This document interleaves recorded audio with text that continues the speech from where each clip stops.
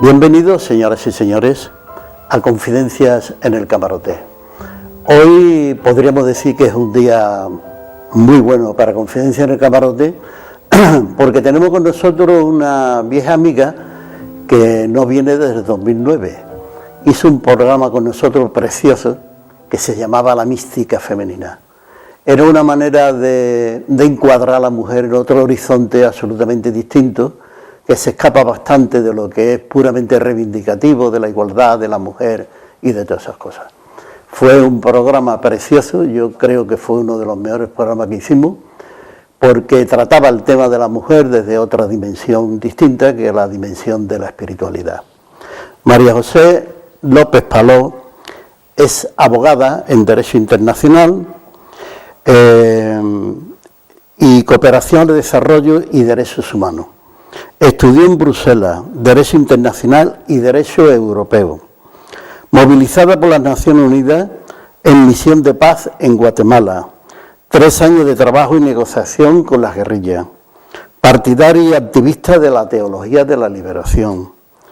En Perú trabajó en una vicaría de solidaridad y es una estudiosa de la mística femenina. En el transcurso del tiempo que hace que no la tenemos aquí, desde el 2009, pues ha estudiado este máster que presentamos hoy también aquí en nuestro programa, que es la espiritualidad transcultural. Y está escribiendo una trilogía de una experiencia suya sobre la vida y la muerte, o la muerte y el renacimiento, que es una trilogía que ella le llama Ida.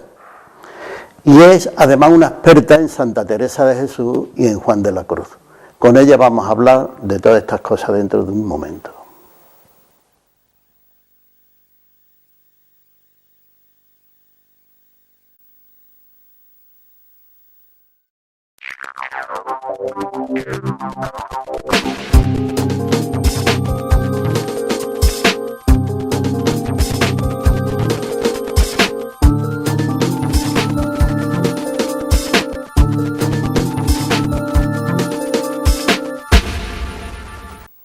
Bien, pues ya estamos en Confidencias en el Camarote y recordarle que estamos con nuestra querida amiga María José López Paló. Hola, María José. Hola, Ángel. Encantado de que estés aquí con nosotros. Yo mucho más encantada todavía. Después de tanto tiempo. Tanto tiempo, Ángel, 5 años y medio, un lustro, más de un lustro. Sí, mucho tiempo. Mucho tiempo. Pero dejaste una semilla muy bonita sembrada, que fue la mística femenina, muy bonita.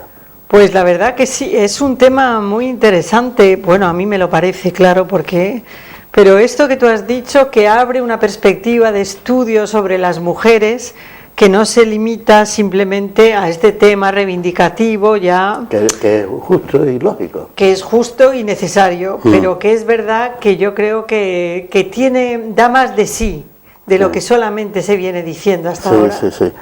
Vamos a saludar a nuestras amigas y nuestros amigos que están en el plató. ¿Cómo no? Porque si no, no podemos empezar. Es inevitable, son nuestros amigos que después al final, en el último tramo, hacen sus preguntas, los que ellos quieran hacer. Pero normalmente son gente muy preparada, muy consecuente y muy amable de estar aquí esta noche. Exactamente. Bueno, María José, hay un reto importante, por lo menos en mi pensamiento, que es el tiempo que no has estado aquí, has estado haciendo cosas, o te han pasado cosas. Bueno, las dos, primero me han pasado cosas y a raíz de entender un poco lo que me sucedió, bueno, la verdad es que me caí sobre esta mística de Santa Teresa. Yo ya venía hablando de ella, pero ahora he caído así, lo que se dice de bruces, ¿no? Vamos, he encontrado los escritos de esta mujer que, por cierto, este año, dentro de unos días, el 15 de octubre, arranca oficialmente la celebración del 5º centenario de su nacimiento. Es decir, Teresa de Ávila nace el 28 de marzo de 2015 y la Iglesia ha proclamado desde este 15 de octubre hasta el 15 de octubre de 2015, todo ese año es un año jubilar porque nació esta mujer, yo creo que auténticamente asombrosa, asombrosa que alguien hace 500 años y además para peor mujer, vamos a decir, pudiera llegar tan lejos como llegó, pudiera vivir la vida que vivió, pudiera escribir lo que escribió en un castellano que es verdaderamente... Yo lo digo siempre, pero yo voy a congresos en Ávila que viene gente del extranjero que estudia castellano para poder entender en su lengua original lo que escribieron tanto ella como San Juan de la Cruz, que ya es decir, es un piropazo de estos, ¿no? Que alguien quiera escribir la lengua en la que tú quieres estudiarla, en la que tú escribiste, para poder entender de primera mano lo que dijiste. Pero en fin, esto fue después. Lo que primero me sucedió, voy a tratar de explicarlo brevemente porque llevaría mucho más tiempo, pero yo le llamo, y creo que es así como en realidad se llama, una experiencia de muerte y de renacimiento, de muerte psíquica, Nada de fenómenos paranormales, nada de cosas, no, sino que yo creo, y esto lo describe muy bien Santa Teresa en sus moradas, es decir, que cuando ya pude como sacar la cabeza de toda esta experiencia, supe que Santa Teresa lo describe muy bien, la mariposa de Santa Teresa que aparece en la quinta morada. El libro de las moradas es el gran libro, es la pieza clave de la espiritualidad teresiana. Ella escribió unos cuantos más, pero las moradas se considera su obra maestra, dividida en 7 moradas, porque es el número cabalístico judío, ¿no? Ella es una judía conversa, y divide su experiencia espiritual cumbre cuando ya es mayor, cuando ya está de regreso de todo esto. Ella con mucha serenidad cuenta estas 7 moradas en las que ella divide el acceso al castillo interior, que sería lo que llamamos el ser interno, el insight, en una palabra más técnica, el insight, el ir hacia adentro. Y en esta búsqueda hacia adentro se produce, en algunos casos, no creo que en todos, esta experiencia de muerte psíquica de lo antiguo, de lo que fuiste, para producirse posteriormente un renacimiento no eres una nueva persona, eres una persona modificada. O sea, realmente en medio de todo esto, el cerebro humano, que yo no tenía ni siquiera una pálida idea de que pudiera sucederle, a veces le digo a amigos con los que he hablado ya una vez que me he encontrado bien, que no pude prever algo que ni siquiera sabía que podía suceder, ¿no? Que es que el cerebro haga sobre sí mismo esta especie de crisálida y transformar un gusano, una transformación interna en mariposa, y la mariposa finalmente rompe esta crisálida y sale a la luz o nace, renaces de otra manera, que el padre de la psicología analítica, que es Jung, también lo explicó muy bien. Hay un libro que recomiendo a todos ustedes, si lo pueden conseguir, que no será fácil porque está prácticamente agotado.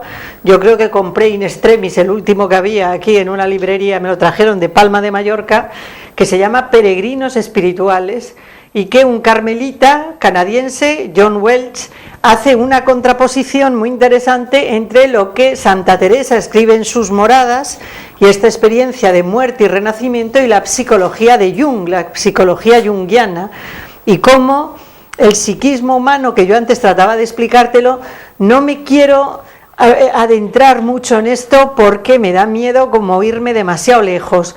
Pero así como Freud dijo con toda claridad, y yo creo que con toda certeza y certidumbre, que el psiquismo humano está constituido en 2 planos paralelos que hemos venido a llamar, o él vino a llamar, consciente e inconsciente, y que lo consciente, lo que pensamos que es consciente y manejamos, en realidad está mucho más manejado por lo que es inconsciente, este otro plano de realidad subyacente. Pues Jung, yo creo que de una forma muy valiente y muy corajuda, porque siguió adelante pese a su maestro del que se separó. Saben ustedes que Freud y Jung tuvieron una ruptura hacia el año pasado, hacia 1914, este año haría un siglo en que ambos padres de la psicología occidental, uno maestro y otro discípulo, separan sus caminos, porque Jung dice que todavía hay que ir más allá. O sea, Jung hace una inmersión en esta espiritualidad profunda que yo creo que Freud no se permite a sí mismo. Freud queda como fuera de esta experiencia. Él pone en pie todo un sistema de análisis extraordinario, que vamos a decir, los ríos de tinta que han corrido sobre lo que Jung puso en pie. Pero Jung señaló, sobre lo que Jung señala con mucho sentido, creo yo, y esto es menos conocido, que si bien el psiquismo humano está en dos planos paralelos, también está en dos polaridades contrarias, masculina y femenina, y entonces estas dos polaridades también basculan en el psiquismo humano, de manera que, y aquí viene la mística femenina, lo femenino en Occidente ha quedado tan tapado, tan apisonado por lo masculino, que prácticamente yo creo que muy pocas veces hay personas que tienen oportunidad de llevar a término su psiquismo femenino en una conjunción sintética con lo masculino y hacer esta experiencia de muerte y de renacimiento. No sé si he ido muy deprisa, no sé si me he explicado, pero podríamos decir que cuando el polo masculino llega a su máximo desarrollo en un psiquismo humano, es como si esta energía produce, ¡pum!, se cae así a la búsqueda de la parte que ha sido menos desarrollada, que suele ser la femenina, porque Occidente ha desarrollado mucho más su hemisferio izquierdo que el derecho. Esto es muy claro individual y colectivamente. En fin, digo muchas cosas que a lo mejor habría que desmenuzarlas más, pero no sé si estamos... Es que el programa tiene su tiempo, es imposible entrar en el detalle. Ahí está. El programa lo que permite es que demos unos grandes flashes, donde la gente pueda percibir que hay otro mundo, que hay otras cosas, que nadie nos cuenta, nada más que esto, que vienen a confidencia. Y que luego busquen por su cuenta sobre estas ideas, digamos, estos brochazos generales o estas ideas. Pero la verdad es que es muy interesante pensar que la crisis de la sociedad española en este momento, esta enorme crisis que se ha atravesado desde 2008 y que continúa, tiene todo que ver, en mi opinión, o sea, la caída abrupta que hace la economía española no se explica solamente por la burbuja inmobiliaria, que también, pero también se explica por esta muerte y renacimiento que está produciéndose en la sociedad española y que es muy manifiesto, porque desde el jefe del Estado hasta muchas personas, hasta un papa, hasta obispos que han hecho un tapón, se está yendo lo antiguo y se va a establecer, como dijo Jung, en un principio de individuación que él formuló brillantísimamente, se establece algo psíquicamente nuevo, más maduro y mejor fundamentado. Sí. Algo de esto me ha sucedido a mí, enmarcado por la muerte de una hermana. Cuando yo vine a este programa en 2009 ya había fallecido mi hermana segunda.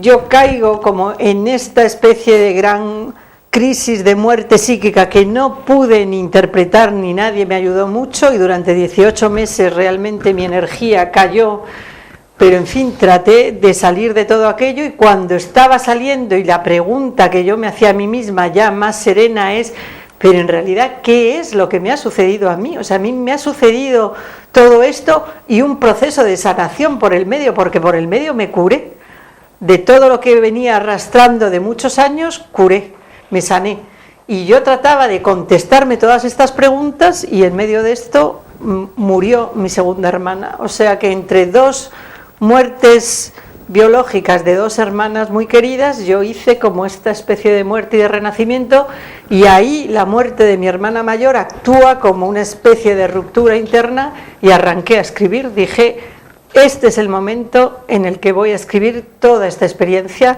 y me salió una especie de chorro de palabras en forma de 3 volúmenes, el último de los cuales se llama precisamente La muerte y el renacimiento. Pues vamos a continuar por ese camino, porque es muy interesante todo lo que estás planteando. En realidad, pudiéramos decir que estás planteando cuanto peor, mejor. A veces. O casi siempre las experiencias te llevan a que todo cuanto sucede tiene una explicación. Por lo menos tiene una explicación. Eso sin duda. Pero de eso vamos a hablar dentro de un momento.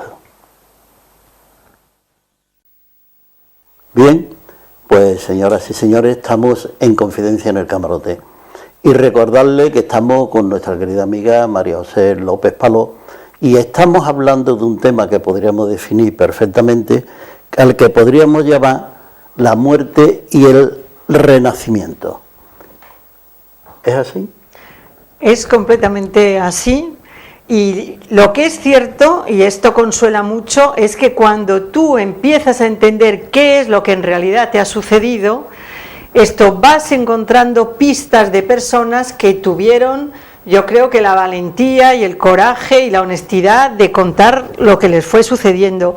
Y la mística en todo esto, la mística cristiana, muy mal explicada, muy oculta, muy orillada por una Iglesia católica que ha puesto mucho más el pie en el dogma, digamos, hueco de sentido que en la experiencia espiritual. Esto es toda una fuente inagotable de experiencias de personas que antes que nosotros trataron de explicarse y explicarnos qué les sucedió en esta muerte y este renacimiento, porque a partir de ahí empiezan a darse grados de evolución de conciencia que disparan al ser humano realmente hacia lo todo, ¿no? Hacia lo absoluto. Entonces a mí, una vez que salí de toda esta muerte y ya empecé la escritura, caí de cabeza, me escribieron desde Ávila para que fuera un congreso sobre la obra de Santa Teresa, porque justo como es el 5º centenario de su nacimiento, se ha ido haciendo cada año un congreso examinando cada una de sus obras más importantes.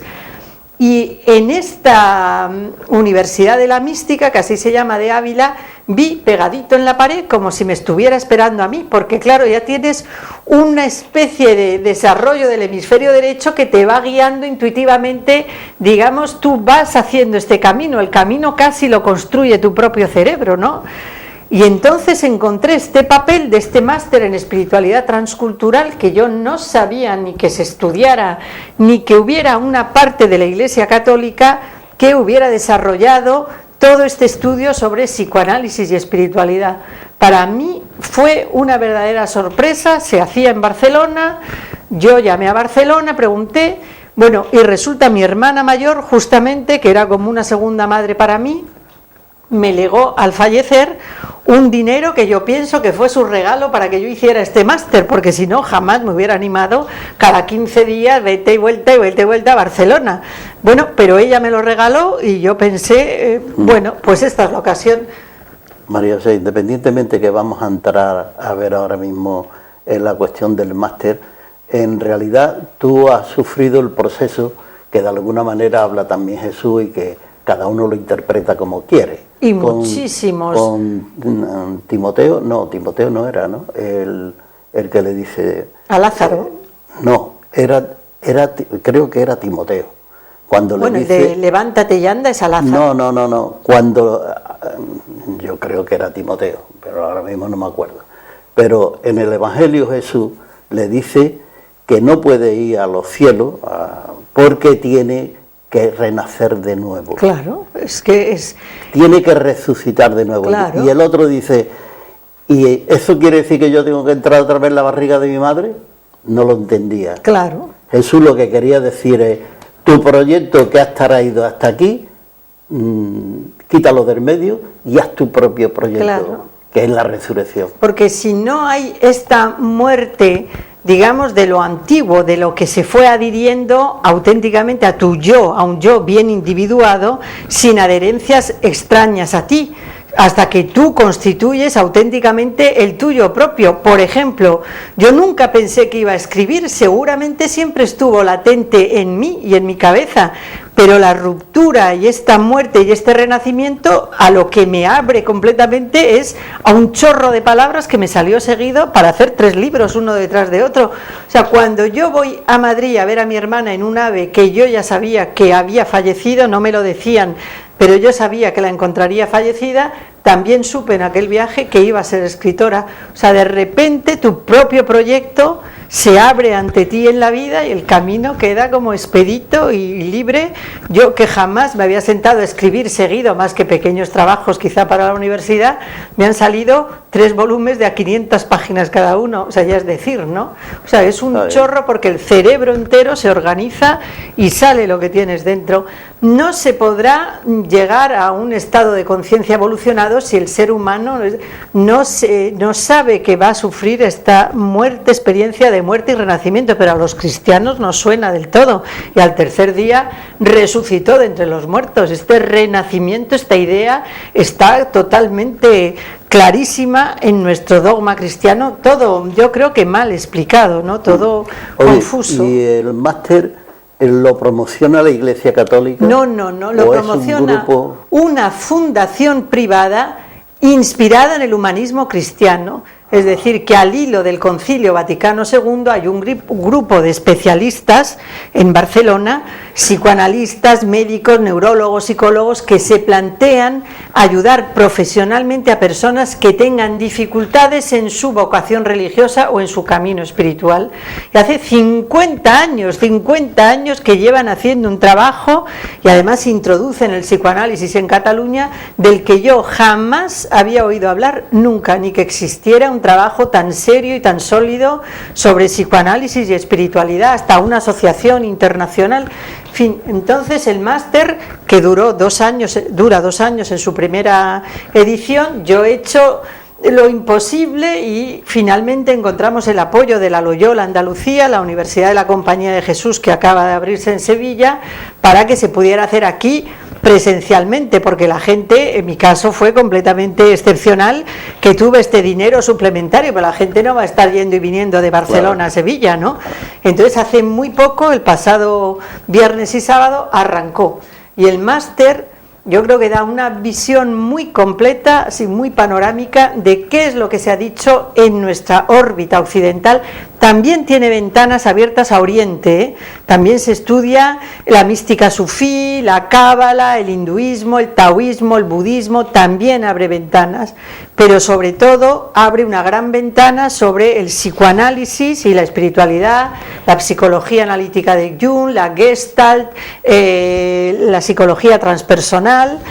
También estudia dónde, en qué parte del cerebro humano, por eso tiene un cerebro en su tapa, reside nuestra espiritualidad, qué dice la neurociencia de la espiritualidad humana y qué dicen las ciencias físicas, la matemática sobre la espiritualidad, dónde la mística y la física entronca, qué es lo que han dicho los grandes físicos sobre la posición o el fenómeno espiritual en el mundo, ¿no? Y entonces hay todo este tema que ahora está tan en boga sobre cómo la física cuántica entronca con la mística, o sea, cómo lo que los místicos tradicionales han venido señalando una y otra vez como fenómenos de bilocación, de levitación, la mística, la física cuántica viene a avalar científicamente un patrón de conducta que siempre quedó inexplicado, y la Iglesia decía milagro. Bueno, como no sabemos lo que es milagro, pero no es milagro, es física de un cerebro evolucionado que,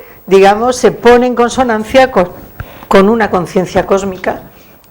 Todo esto y muchas más cosas estudia este máster, que es, yo creo que muy muy interesante, o a mí me lo resultó, y que, digamos, desarrollado por casi de los mejores docentes que habrá en este momento sobre las materias. Y la interpretación, pudiéramos decir, de los manifiestos de la Iglesia Católica, como son los evangelios, por ejemplo, ¿utilizan otra interpretación de los evangelios o siguen con la misma interpretación que la Iglesia de hace 2000 años? No, yo creo que esto abre una puerta muy interesante a una nueva interpretación, señala nuevas cosas.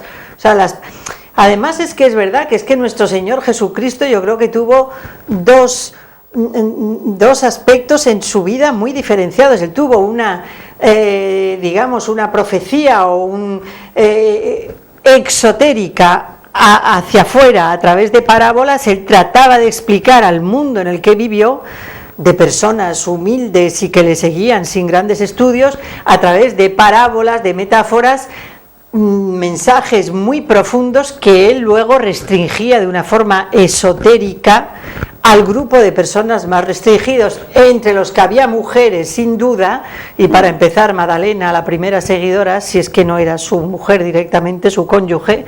Esto digamos, unos contenidos de mucha más profundidad. O sea que esta desaparición de lo femenino y de la mística femenina, y por ahí entronco con la vez anterior en la que vine, es que es fundamental, porque sin polo femenino en el mundo no puede darse la experiencia espiritual, radicalmente imposible. Se da porque hay un poder que le interesa que el tema femenino no aparezca. Bueno, y porque hay también un poder, desde luego, ha sido una iglesia muy patriarcal, yo creo que es una iglesia que está en vías de ser superada, o sea, todo esto hace un cuestionamiento muy fuerte a esta iglesia que hemos conocido. Entonces yo creo que el Papa Francisco tiene delante de sí una tarea ingente, un reto muy gordo, porque tendrán que ser reformuladas cosas que han sido explicadas de una forma amputada. Algo se amputó de todo esto. Es que estamos hablando, es que antes te podía llevar a la hoguera cualquiera, ¿eh? Bueno, bastante. Y a Santa Teresa, si no fue a la hoguera, sería de chamba. Bueno, porque Felipe II, que yo creo que tenía una visión, hombre, tonto no sería porque pudo llevar adelante un imperio, se puso completamente de su lado. O sea, la reforma que hace Santa Teresa del Carmelo, que es una maravilla seguir los Carmelos. Una mujer sin blanca deja fundados 19 Carmelos de hace 4.000 kilómetros de la época, pero además cómo ella se carteaba desde Felipe II, a quien trataba de vuecencia, es decir, de usted, que era el jefe de un imperio, un emperador, y ella trataba igual a Felipe II que al porquero. O sea, ella iba de arriba abajo, de abajo arriba, entraba, salía de aquellos conventos y ella se echa Castilla sobre los hombros, que es tanto como decir el imperio de aquella época, y una vez que ha hecho esta transformación interna es imparable, es una mujer completamente imparable. Ella transforma su alrededor porque internamente ella se ha transformado primero. O sea, hay una anécdota muy bonita cuando ella abandona la Encarnación, el convento donde vivió 27 años y donde es su crisálida. Allí ella hace este proceso. Ella, antes de ir al nuevo convento que ha fundado, ella para un momento en una iglesia en San Vicente en Ávila, da las gracias, se descalza, y en ese momento, digamos que físicamente incluso ella acaba de transformarse en una monja descalza, ¿no? en una monja reformada, y reforma el mundo que le rodea. En fin, la verdad es que el ser humano lo que indica es que si pone muy en orden su interno, tiene una fuerza descomunal, ¿no? O sea, si tú consigues transformarte por dentro, será muy difícil que no transformes lo de fuera, pero claro, este proceso es tan complejo y está muy poco ayudado, a veces poco entendido, entonces cuesta la misma vida, y digo bien porque la tienes que perder, ¿no? En cierto sentido. Es que están ahí las creencias que han sido construidas precisamente para que tú no llegues a comprender eso. Bueno, y muchos frenos y muchas dificultades psíquicas y muchas resistencias, en fin, no es que el camino no esté trillado, o sea, el camino ya ha habido gente que lo ha caminado, tú sigues una huella, eso es muy claro, o sea, no estás completamente sola, sigues una huella de gente que fue antes de ti. Pero aún así es muy complejo, pero apasionante. O sea, la vida adquiere otro sentido. Esta pregunta del ¿para qué estamos aquí? Esto desaparece porque la vida de repente está llena de sentido. Has encontrado tu sentido en la vida. María José, tenemos que hablar después, cuando termine el programa, porque hay cosas que personalmente, y creo que también a nuestros oyentes o televidentes, le podría venir bien dedicarle un programa a uno de esos temas puntuales, Muy bien, pues porque yo creo que puede ser interesante para decir lo que nosotros solemos decir en Confidencia en el Camarote, ¿no?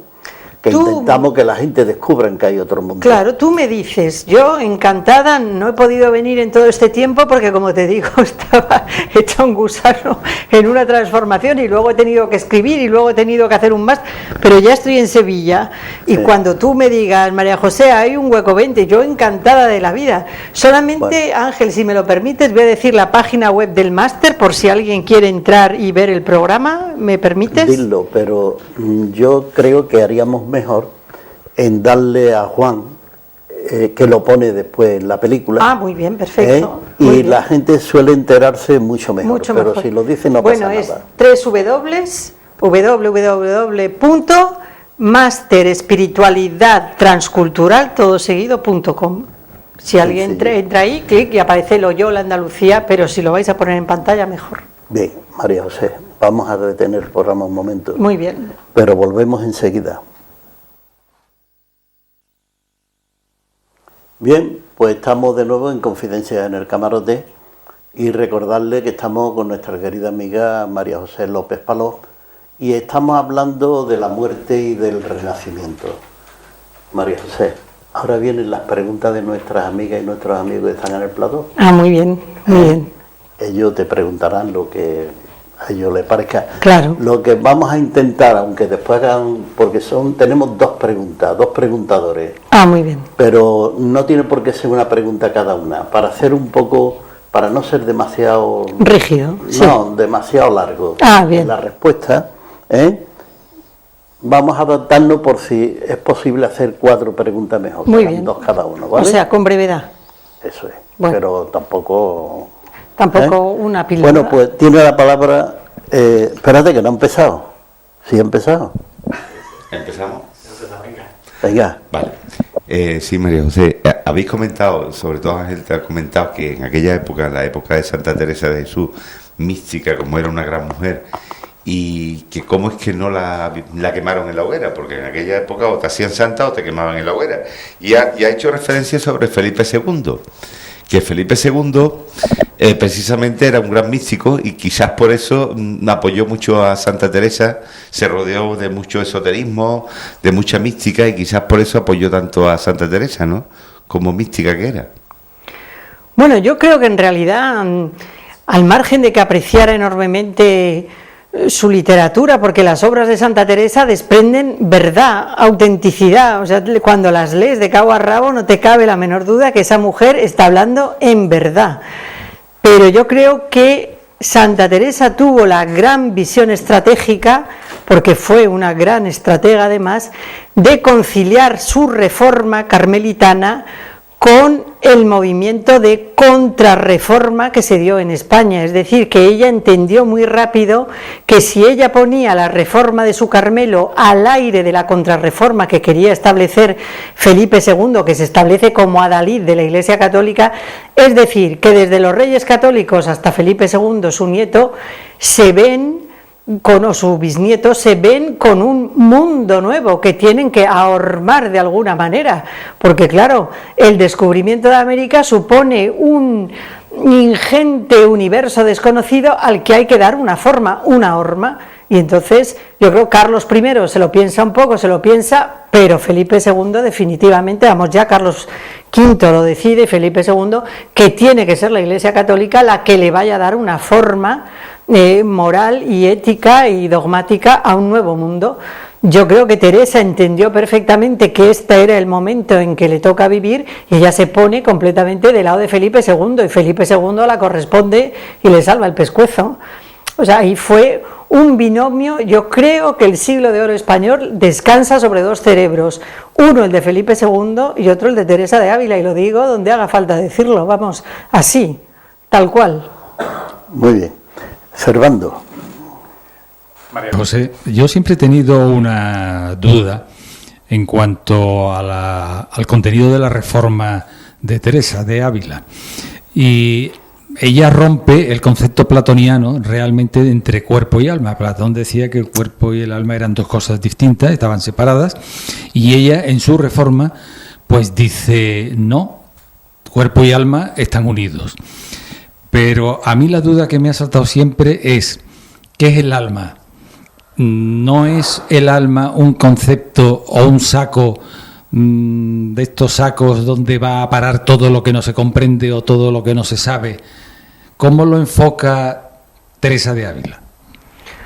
Bueno, yo es que creo que a ella, pero a todos los místicos anteriores, la experiencia mística lo que te pone de relieve con toda claridad es que este alma, sea lo que queramos decir con este concepto, reside en un cuerpo. Entonces, la transformación neurológica que eso supone, esto no reside en otra parte, este ánima, que además Jung así le llama ánima, y tiene que estar compatibilizada con un animus en una operación sintética muy compleja, y los místicos, yo creo que nunca les ha cabido ninguna duda que un cuerpo y mente son la misma cosa. Cuando tú haces evolucionado, o sea, habrá gente que sienta de una manera completamente escindida su cuerpo y su ánima, su alma, pero cuando tú entras ya en estadios más evolucionados espirituales, tú te das cuenta de cómo el cerebro va haciendo cada vez más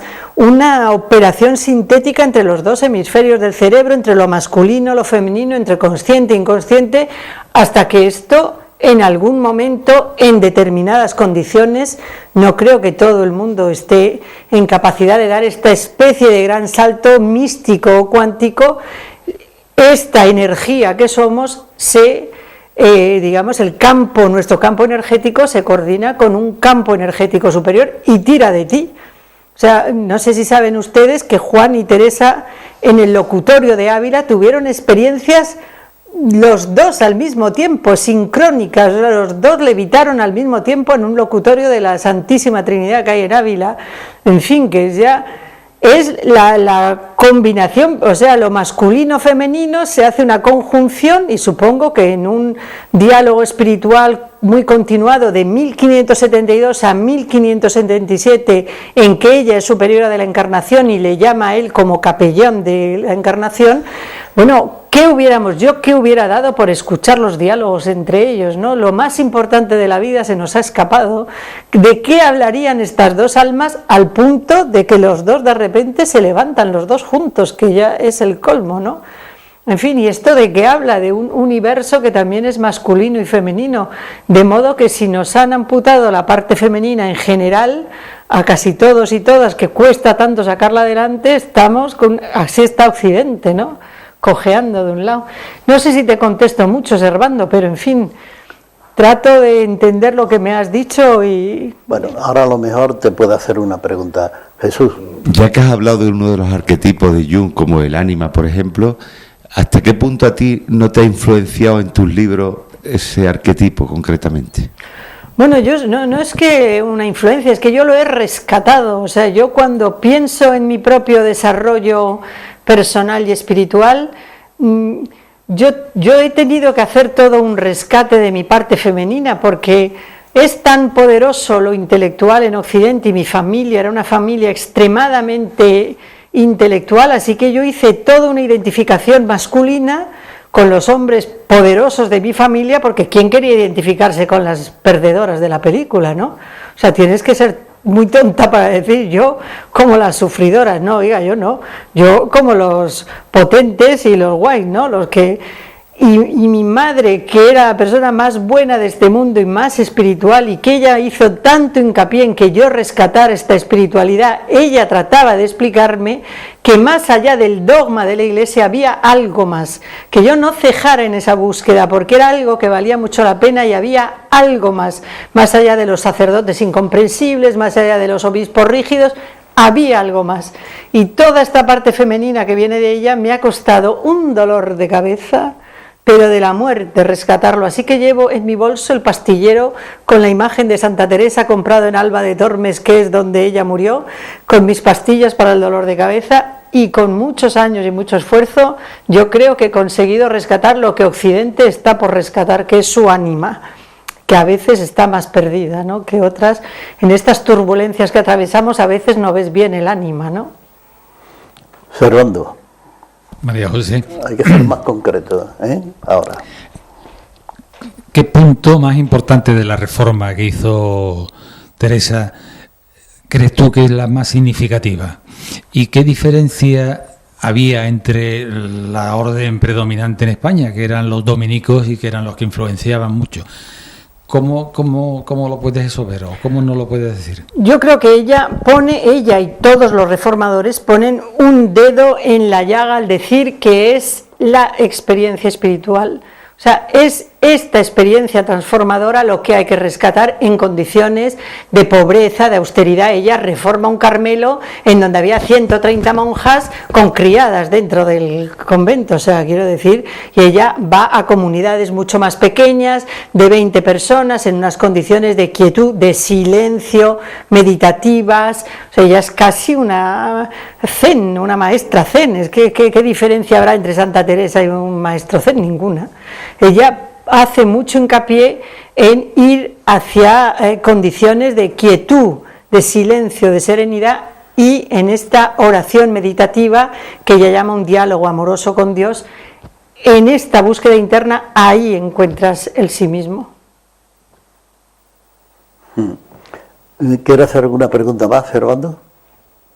Pero una cosa rápida. No, quizás esa diferencia entre la reforma del Carmelo y los dominicos existentes en esa Claro, época. y los dominicos, ¿qué es lo que hacen? Los dominicos son el brazo armado de la Inquisición, o sea, son los dominicos los que ponen, no ellos, ya está puesta, es una iglesia atomista que hereda Aristóteles, en fin, es que esto es un largo arrastre, como él dice que seamos concisos, esto viene de muy atrás. Las dos almas de la iglesia, y mira, vuelve la palabra ánima, las dos almas de la iglesia han existido desde el mismo principio, desde los orígenes. Hubo gente que dijo, me quedo con la letra y el cartón piedra, y hubo gente que el cerebro le dijo, no, hay que ir hacia lo auténticamente espiritual de todo esto. Y estas dos almas, a día de hoy, ahí nos las encontramos en dos tendencias. Esto ha caminado siempre junto, y normalmente unos han perseguido a los otros. Este es un caso muy claro. A San Juan le detienen los carmelitas calzados, le torturan, le detienen, le secuestran, y él se escapa, no se sabe muy bien cómo, con esta ayuda de su experiencia espiritual. En fin, esto llevaría ahí, quiero decir, hay congresos y congresos, podríamos estar hablando días y días, pero es un momento brillante, brillantísimo, así se llama el siglo de oro de la historia española, no siempre tan bien entendido, ¿no? A mí al menos me ha costado mucho ir entendiendo qué es lo que se quería decir con este siglo de oro, porque era áureo. Ahora lo entiendo mucho mejor de qué se estaba hablando. No sé si te contesto, Servando. De todas maneras, el tiempo pasa. Claro. Y aquí el tiempo es el que manda.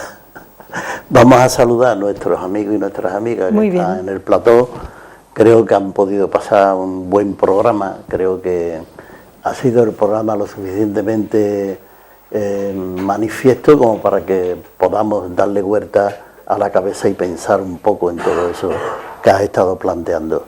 Te damos las gracias porque hayas estado aquí. Yo soy la agradecida, la renacida, la agradecida de poder encontraros, de poder encontrarte, y ya sabes que para cuando quieras, y aquí me tienes, Lo vamos Ángel. a hacer, lo vamos Muy bien. a hacer. Y voy a decir algo que suelo decirlo casi en todos los programas, como un ritual más de confidencia en el camarote, y es que estos programas son posibles porque hay personas que trabajan para que ello se pueda producir, ¿no? Así es. Y aquí están nuestros amigos Israel Jiménez y está nuestro amigo Juan Prieto, que son dos magníficas personas en todo lo que es el sonido, la imagen y la voluntad. Y decirle a nuestros oyentes y nuestros televidentes también que la próxima semana, donde mismo nos han descubierto, pueden encontrar este programa o otro programa. Hasta entonces nos despedimos si Dios quiere.